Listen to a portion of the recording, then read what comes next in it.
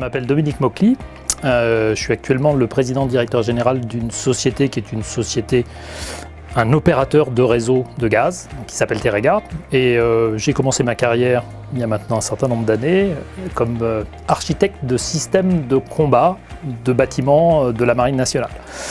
Et puis ensuite j'ai été chez Safran. À l'époque, ça s'appelait Sagem, c'était la division défense de Sagem, et où je m'occupais de l'activité avionique et optronique.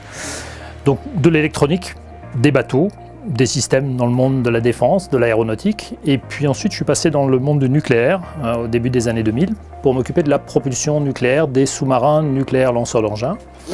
Et c'est les mêmes centrales nucléaires qui servent aussi sur les porte-avions. Et puis en 2015, je suis resté dans le monde de l'énergie, mais j'ai changé de métier. Je me suis intéressé à une entreprise qui est une entreprise qui transporte du gaz. Voilà, donc je suis passé du monde de la défense au monde de l'aéronautique et puis ensuite au monde de l'énergie.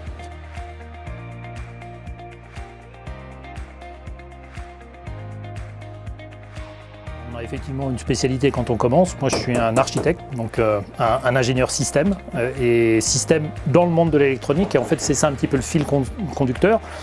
Et puis au fur et à mesure où on approfondit ses compétences, on approfondit aussi un domaine. Donc les domaines, pour moi, c'est la défense, l'aéronautique, l'énergie.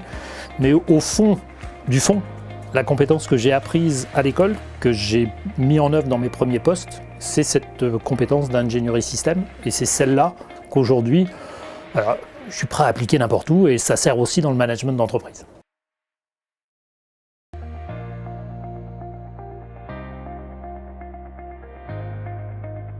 Alors, en fait, dans le monde des réseaux énergétiques, on cherche effectivement des ingénieurs que l'on recrute en sortie d'école, tout simplement parce qu'on est, comme toutes les entreprises, dans des cycles où un certain nombre de générations sont en train de changer, donc elles vont partir à la retraite et il faut préparer le futur. Mais au-delà de ça, on a des vrais challenges aujourd'hui. Le premier challenge, c'est le challenge de la transition énergétique. Donc il faut penser les choses différemment. Les penser différemment, ça fait appel à des connaissances, les connaissances qu'on utilise aujourd'hui, et puis aussi un sentiment qui peut être un petit peu différent. Donc on a besoin de gens qui pensent différemment. On a une deuxième transition qui est à l'œuvre, qui est la transition digitale. Donc on est complètement dans la digitalisation. Demain, les réseaux énergétiques, ce ne sera pas simplement le fait de transporter du gaz ou de l'électricité d'un point à un autre, ce sera aussi l'optimisation des ressources énergétiques pour faire en sorte qu'on optimise la production en fonction de la demande, et ça c'est du digital qui nous permettra de le faire à la fois par l'outil industriel lui-même, c'est-à-dire le SCADA qui permet de piloter tout ça, et en même temps par les données qu'on pourra retirer des données du marché pour offrir les services qui seront les services à la fois aux producteurs et aux clients qui utilisent cette énergie. Et donc la montée en puissance aujourd'hui du digital fait que on cherche, comme toutes les entreprises, des ingénieurs, mais aussi des techniciens. Dans notre monde des infrastructures, on recrute techniciens et ingénieurs, et on est en train de construire, c'est pour ça d'ailleurs qu'on est présent sur la French Fab, on est en train de construire ce qu'on appelle, nous, l'usine 4.0, l'usine du futur, un réseau énergétique. C'est une superbe usine, une usine qui est commandée la plupart du temps depuis un centre de commande. D'ailleurs, c'est un énorme automate, ça fonctionne tout seul. Et on a des gens qui surveillent simplement pour s'assurer que ça fonctionne en fonction de l'offre, en fonction de la demande, et s'il y a des soucis, de gérer les différents soucis. Donc c'est un énorme automate, et cet automate, il va devenir encore plus impressionnant demain avec toutes les informations qu'on va pouvoir ramener en quantité nécessaire pour être capable de jouer encore plus sur tous les paramètres.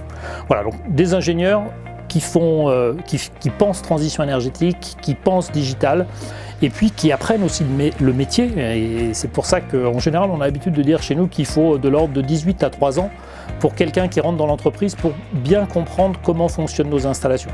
Et ça, c'est ce que j'appelle la nécessité d'être capable de bien discuter entre ceux qui sont là depuis plus longtemps et ceux qui arrivent.